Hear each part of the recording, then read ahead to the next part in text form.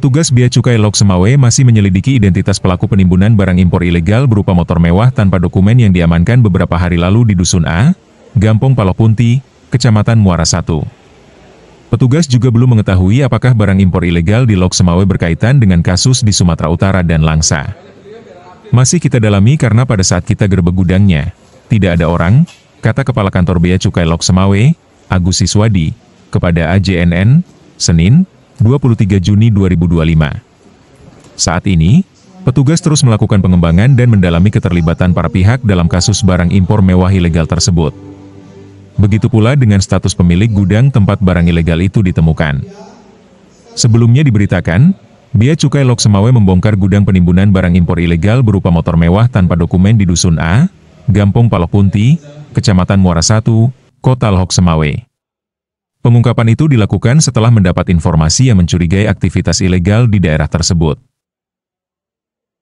Penangkapannya ini berdasarkan informasi dari masyarakat yang diterima oleh Bea Cukai. Kemudian kita koordinasi dengan Denpom untuk mengatur strategi bagaimana nanti penanganannya. Ini informasi dari masyarakat adanya rokok ilegal dan barang impor ilegal yang ditimbun di gudang. Sekarang masih dalam penelitian, karena pada waktu penanganan di gudang, penemuan di gudang itu tidak ada orangnya. Pemilik gudang masih didalami, masih diteliti oleh unit pengawasan. Ini hanya kolaborasi, tidak ada informasi ke sana. Kita kolaborasi dengan, karena memang sebagai kami sampaikan tadi bahwa instruksi Pak Dirjen kita untuk berkolaborasi dan bersinergi dengan aparat penegak hukum yang lain. Maka mengajak yang dekat ini dari Denpom. Ya, wilayah kerja kami Bea Cukai tidak hanya Lok Semawe sebenarnya, Langsa dan Aceh Besar yang membentang sejak dari Aceh Tambiang ya, sana sampai ke Banda Aceh sana itu sangat luas wilayah pantainya.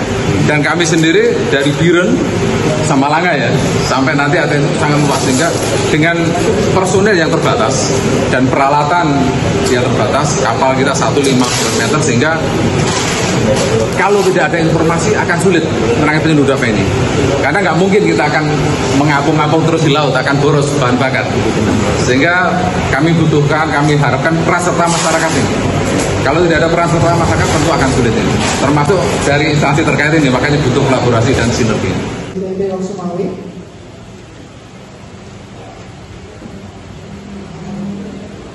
Untuk maju ke depan